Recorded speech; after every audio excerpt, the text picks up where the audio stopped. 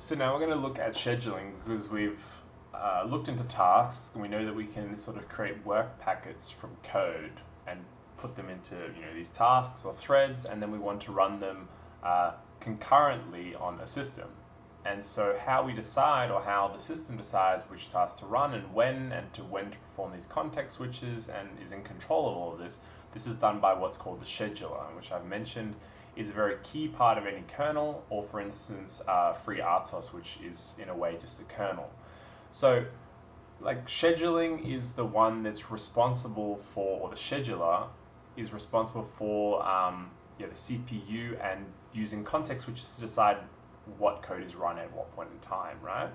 And so, as you can imagine, there's no one way of doing this. There's lots of different ways of deciding what runs when and how you calculate priorities, or sort of when to schedule or allocate certain resources, certain tasks. And this is obviously an active research field and a long-standing part of operating system design. So there's policies, which is a way of saying sort of abstractly, this is the logic that my system uses to determine what task is going to run and when. So FreeRTOS has its own policy. You can really implement your own policy in FreeRTOS.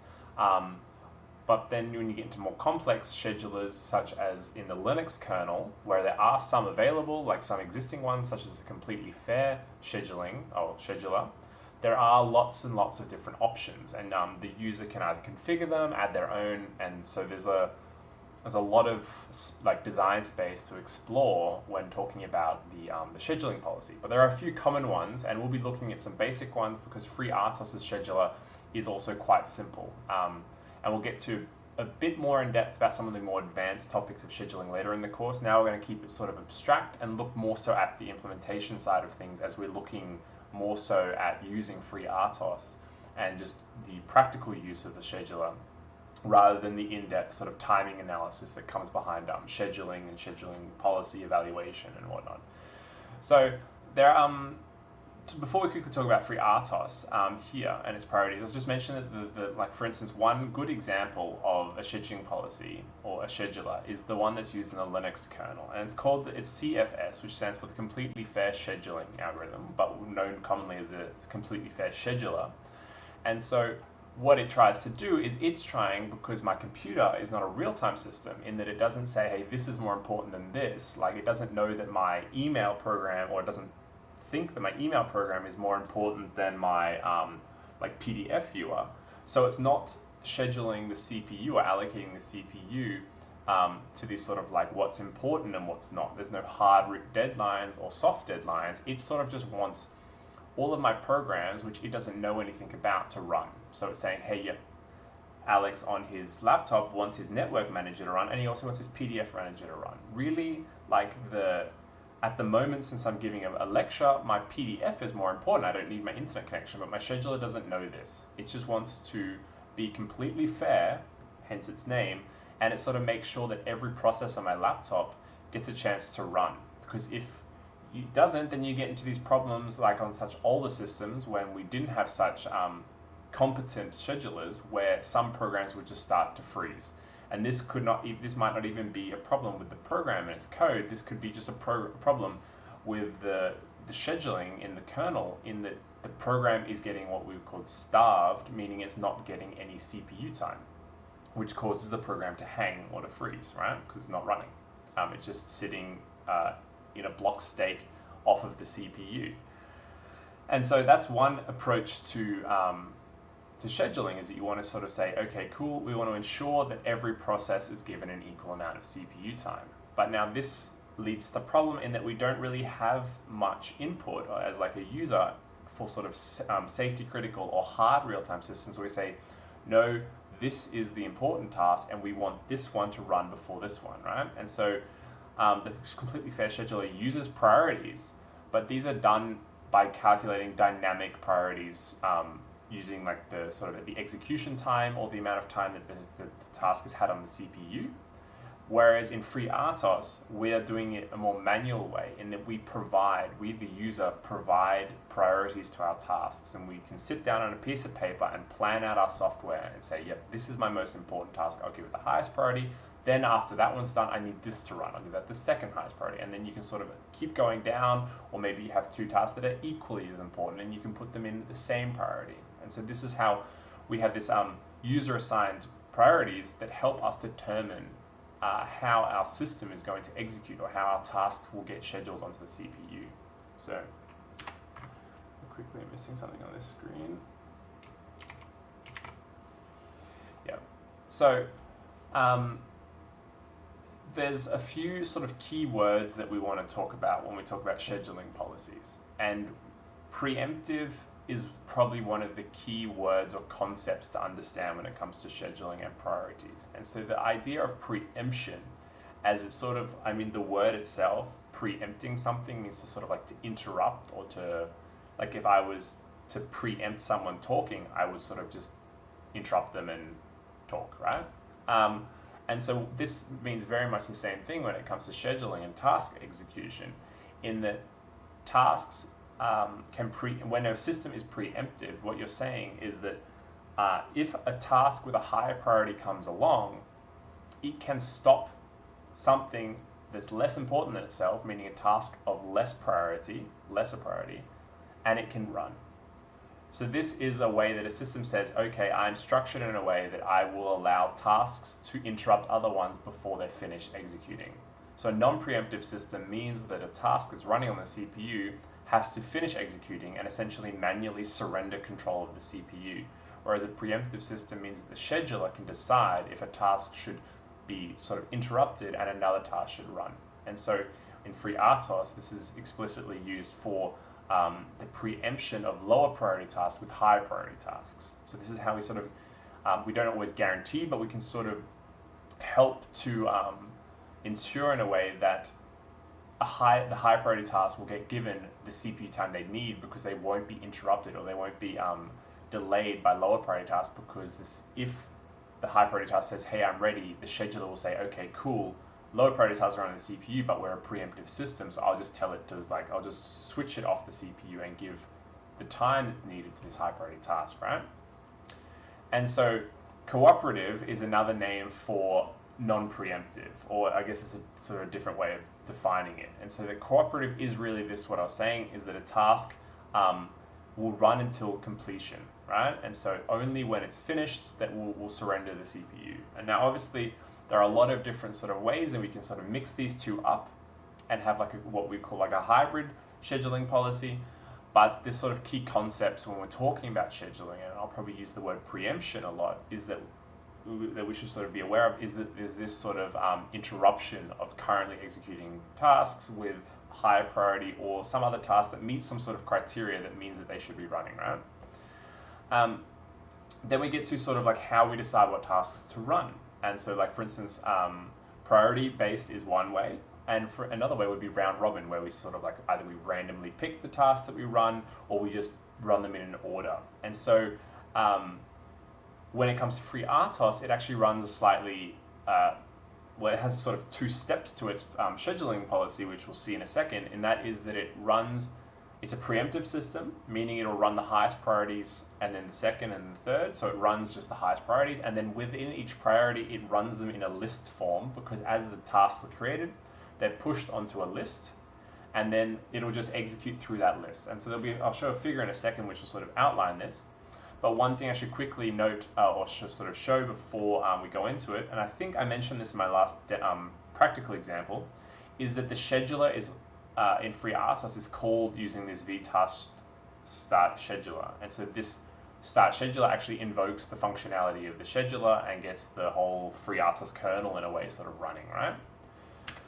But if we look at the scheduling, or if we want to represent the scheduling logic or policy in FreeRTOS in a figure, then we can see we have this sort of like double list, in that we have our priority levels, and then within each priority we have a list of tasks. And so if this was my code, task 1 and 2 would both have been created with a maximum priority using vtask create, but task 1 would have been created before task 2. And this is because the FreeRTOS's data structure within the scheduler for keeping track of this task, it keeps for each priority level a list. And so as you can imagine, as tasks are created, they're put onto this list. And so when it wants to run like their highest priority, it doesn't know which one of the highest priorities to run, so it's going to run them in the order that were created. And this is a sort of characteristic of the FreeRTOS scheduler. So then I was mentioning, I think before, about the sort of systic that we get given in FreeRTOS, and then it's this this interrupt that actually invokes the scheduler periodically to sort of allow for context switching, which is what gives us this pseudo parallel execution of tasks, as I was explaining, that we have this sort of task execution. But when we talk about the actual systic, I think I want to reiterate how it's provided, given that it is very much, it's a hardware, it's an embedded system hardware sort of problem or a solution. And because we're looking at embedded systems, I think it'd be really good to outline this. And so on a embedded systems, on pretty much all embedded systems, all ARM, whatever, 32-bit microcontrollers, or even older Atmel sort of 8-bit controllers, is a very standard peripheral, is that you have a peripheral on the MPU called a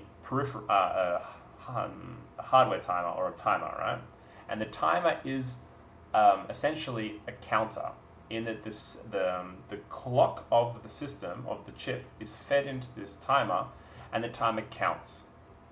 But you can configure this timer through configuration registers and whatnot to have certain values. And so the timer's basic functionality is that you'll load it with a value, and the clock will be fed to the timer, so it'll clock, and count up. So if you have like a 72 megahertz microcontroller, this means that this timer will count to 72 million per second. So if you wanted a 1 second tick, you would configure the timer to count to 72 million. And then every time that this value is reached, depending on the configuration, but normally you configure it to sort of reset and to count again. So you just get it just counts up to 72 million, and then resets, counts back up. But when this value is reached through, it's called a capture and compare register, meaning that the value in the timer is looked at, compared to a value. So this is how we actually count to the 72 million. You can configure this this capture and compare to generate hardware interrupts. And so a hardware interrupt is just a signal that gets sent to the processor, and this is this IRQ here, as you can see in the figure. So this hardware timer is configured. We're not really going to look into the configuration or like the really low-level use of these timers, but we're just going to say, yes, we have a timer peripheral. We configure it to count to a certain number. For us, we want it to count at a certain frequency with a certain period, and then it will generate this IRQ. And so what this really is it's an interrupt request. And so the processor will also has another peripheral called the NVIC. And so this is the NVIC, Nested Vector Interrupt Controller. And essentially what this is that the processor has interrupts that can come from all different places, from different peripherals, from your communications, from the screen, like touch screens, from buttons, from like GPIO pins, from all over. And so one of the lines that it can get its interrupt from will be from this hardware timer. And so this NVIC is essentially just a list, like a vector of interrupt lines that can be possibly fired, and its job is to sort of check which one it was, and then to run the appropriate code. And so how compilation, when it comes to interrupts, works is that a certain system, with a certain compiler, will be set up so that a certain function, like a function with a certain name, is bound to a certain interrupt. So that when, for instance, your interrupt from your timer comes in, you'll trigger the call of this timer interrupt service routine, which has a certain name, right? And so this interrupt routine that we get triggered from our IRQ, we can then set up to trigger our tick for our systic, meaning that every time this hardware timer hits its value, like for instance a tick every second, meaning it hits 72 million, it will trigger an interrupt service routine which has a specific name, and then in this service routine, which we as the programmers can program, we get it to call the systic, essentially called the scheduler, right? And so in FreeRTOS, this is handled usually for you on this there's these port files that handle the system relevant implementation. And for instance, a STM32, like a 32-bit STM microcontroller on a Cortex M4, the hardware peripherals have a certain name, but the port files will have that name implemented for you, that function, and in that function they will implement a call to the FreeRTOS scheduler. And so that's how we get this periodic invocation of the scheduler from a hardware peripheral. And this is really useful because it actually doesn't depend on what the CPU is doing. The CPU's clock is fed from the CPU, like from the crystal on the board to the peripheral, because it's also fed to the CPU. But the CPU's actual, like what the CPU is doing, doesn't impact this timer, meaning that if the CPU is really busy or something, it's not actually going to delay the counting and the timer. The timing in this hardware timer is going to always happen. And this is some sort of way that we can guarantee that we're going to get this periodic interrupt. And because of how interrupts work with normal code execution, interrupts on most standard systems will actually stop the execution of the code on the CPU and call these interrupt service routines. So it sort of, in a way, preempts the CPU to force it to run these interrupt service routines, meaning it sort of forces the execution of the scheduler given this interrupt signal that we periodically generate, right? So then a common question that I get answered by my students is that, okay, we have this periodic execution of the systig, but what happens if I have multiple tasks? I want to create 4 tasks and I want them all to run like every tick, but I want them to be scheduled in their orders given their priorities. So like, how does this happen? If the scheduler is only called once every tick, how does this happen? And so a way to think about it is that scheduling in in FreeRTOS doesn't necessarily determine the order of execution, it just determines the next task to run. And so when the tick is invoked, like the systig, it will check essentially for all of these sort of conditional statements, like these blocking on these task delays, as we can see. Do we have anyone here? This vtask delay, this call here, will actually delay a task. And so the systig does these checks, and then sort of all it determines is, hey, should I move tasks from blocked to ready? And so the systig scheduler invokes these sort of this checking of like delays, blocking functionalities, and moves tasks to their appropriate states. But then how execution continues is that the scheduler will then invoke the top priority first task, like the next task to run, which it does by going through this list and going highest priority, checking, and then taking the first, like sequentially the highest priority task to execute. And then after these tasks run, if they have, like all tasks should have, some sort of a blocking statement, like a delay or it's waiting for a semaphore or some sort of a signal, this blocking, as we can see in here, like if a task actually is blocking using vtask delay, it will call this port yield within API. And what this is that this is a context switch.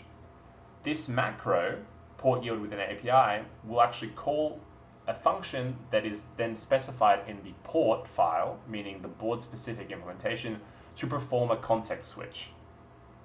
So the scheduler doesn't say, I want to run this task, this task, this task. It says, okay, we're going to check all of the tasks and we'll put them in their appropriate states. So all the tasks that were blocked on some signal or blocked waiting for a certain time, and we've achieved that time, will now go back to ready. And then we'll take the first task and we'll schedule it. And then when that task reaches some point where it blocks again, it will then pick the next task and then run that. But this periodic checking of blocking events, this happens with the systig. And so there is a sort of slight difference, but the sequential, or this sort of like why we can get multiple tick tasks to execute within a tick, is that every time a task that has control of the CPU blocks, it'll invoke a context switch, and this, not directly a context switch, but it will re-invoke the scheduler in a way that it evaluates what's the next task to execute, and it will context switch this task onto the CPU, right? And so we saw this before, this exactly sort of this sort of figure, but what happens is that, for instance, we have like we can think of these, for instance, not as ticks really, but as sort of context switches. And so they don't have to necessarily be ticks, but if these are sort of blocking events, that somewhere in here will be actual calls to reevaluate all of the blocking events, right? So a few more things that we sort of want to talk about quickly is that we have a few different parameters that we can change, in that we can adjust this tick length like to be a certain sort of time, because by default for FreeRTOS it's generally a millisecond. But you can imagine that there's sort of like a trade-off. Like the more often the scheduler is called, the higher the overhead of actually executing the scheduler's code will be. Because if you execute like every nanosecond, you'll probably spend most of your time just running scheduler code than actually running task code. But if you run the scheduler like every second, then for instance, tasks are always going to block for like their smallest time frame to block is a second, meaning that their responsiveness is quite slow. Like if some event happens between these seconds, the scheduler isn't called to actually unblock them or change their states. So we sort of get a decreased responsiveness of our system. So it's always this trade-off between responsiveness and sort of overhead in our scheduler. So I think we've sort of gone through this when we're talking about context switches, but now there's a sort of one useful thing that we can talk about, in that is the kernel tick is here, for instance, these dotted lines, and every time the kernel is, the sys tick is sort of invoked, we'll call the scheduler and it'll reevaluate. And then sort of here we can see we have the idle task, a sys tick happens, the scheduler is invoked, but obviously at this point in time, nothing is ready to run, so the idle task starts running up again. We'll get some interrupt, meaning some sort of external input, and this obviously from this diagram is saying, hey, I want to run this application task. So this interrupt has then triggered the scheduler again, and it's running then some code. And so this code finishes running, and when it finishes running, it's sort of blocking on something, and this is going to cause the scheduler to be invoked. And so this is going to then go back, and then obviously if there's nothing else to be run, it'll go back to the idle task and keep running. But we'll see here that we have this periodic execution of the scheduler. And so you can imagine that on some systems, like systems that can go to sleep, like these really low power microcontrollers, this means that they have to constantly do this work and come out of their sleep state. So for super low power devices, this means that they have to leave their super low power states. So this, for instance, is one problem, is that you have this unnecessary code execution.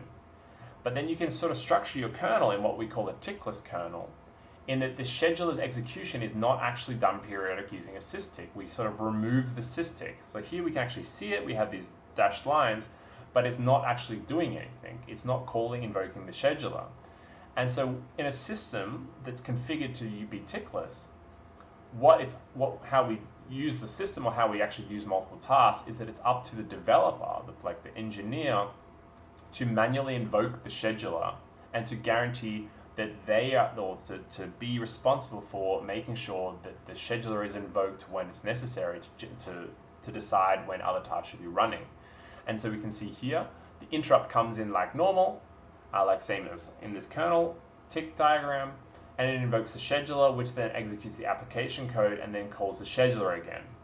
And now, in this case, what is happening is that we've taken the actual invocation of the scheduler, it's no longer in the sys-tick and in the interrupt, it's only in the interrupt. And this interrupt is not the same interrupt as the sys-tick, but it could be, for instance, from a GPO interrupt, meaning when a button is pressed. And so the usefulness of this in some sort of super low power system is that the system is only sort of woken up to do work when an actual external interrupt happens, such as when someone presses a button. If you're not pressing a button, then the system can go into its super low power sleep and it won't get interrupted by this periodic execution of the scheduler. And so this is sort of one structure that you can have to your sort of real-time operating system for low power applications, or if it's sort of useful to you to just not have this periodic invocation of the scheduler, because then it completely removes this overhead, for instance, and it can be beneficial. So this is what I have in this last point here. But then also one thing I sort of want to touch on, although we won't really look at it in this course, because going into interrupt handlers is sort of somewhat of an advanced embedded systems topic, and something that we won't touch on really, like the actual implementation of them, is that interrupt handlers execute in what we will call an interrupt context. And so these also exist in the Linux kernel. When my hardware peripherals triggering some sort of interrupts through the device drivers, the CPU executes in what we would call then a different context. And so The context in this case, we're saying it sort of executes in a privileged state in that the interrupt is treated as more important than that code that was executing before that. And so, as you can imagine, when an interrupt comes in, whatever is in the interrupt handler is going to execute before control is given back to the CPU, or to the code that was executing before, which we can sort of think of as under the control of the scheduler, because the interrupt gets executed whenever this interrupt signal is generated on a hardware level, meaning the scheduler has no impact on when this code is run. And so therefore things such as priorities and all of this sort of policy that you've built up to actually decide when things are going to get run is not being used and it's not being adhered to. And so this is a risk that we run for running interrupt code, is that it runs in a context that doesn't actually use the policies or the scheduling policies that we've generated. And so it runs and this is why we say it runs in a privileged context, meaning that it runs irrespective or irrelevant to what is currently executing on the system. And therefore you can imagine that if you're putting large amounts of code or work into the interrupt handlers, you might be sort of working against the whole paradigm of your system, in that you wanted to work with these priorities and to sort of be able to schedule when certain things should be done. And so so therefore what I wanted to sort of, or the concept that I want to say when we're dealing with interrupts, and just a general idea to have in your head, is that when you're creating a system with interrupts, you want to try and maybe put as little work in them as possible, such as if we had a system where a button is pressed and it triggers an interrupt. In the interrupt, you just say, you set a flag to say that the button has been pressed, and then you can return out of the interrupt handler, and you can then let your scheduler decide, okay, maybe like when it's appropriate, I'm going to run a task that checks to see if a button flag was set, and if it was, it'll run the button code. But this has the advantage in that your actual button running code is no longer run in the interrupt handler, but it's run in your normal context when the sort of execution time or the priority is determined by the scheduler. And so therefore you've sort of spent as little time as possible in this privileged interrupt execution state, and you're going back into executing in the sort of normal execution state, which is dictated by the scheduler, and so your scheduling policy is adhered to as much as possible, right? So then, before I jump into like sort of an example of the scheduler, there's a few things that we sort of just, I think the first point here should be sort of obvious, in that on a given core of a processor, only one task can be executed. This sort of makes sense, right? I mean, you only have one sort of set of registers and program counter and stuff. And so then the scheduler goes through this list, which we saw in the figure, and it takes the earliest run task that's in the ready state and puts it into the running state. And so that when this context switch happens, these running state tasks are chosen from to run. And then these tasks will run until they enter a block state. And so these block tasks will then wait until a certain event happens, and the scheduler will evaluate these events and then put them into the ready state when these events happen, right? And so these events can be, for instance, temporal events, such as these delay events, where they say wait until 10 ticks from now, or wait until some sort of certain, like a specific tick number. Or then there can be, for instance, synchronization events. And so these, which we'll get to a bit later, can be such as task notifications, queues, and semaphores. And so we'll see these when we talk about these more in depth. But these are sort of ways that one task can say to another, hey, I'm done, you start now. And so the task that's going to start was blocked waiting for this signal. And so this is also something that's reevaluated by the scheduler to put them into the running state. So I think on that note, I'm going to do a quick example of the scheduler.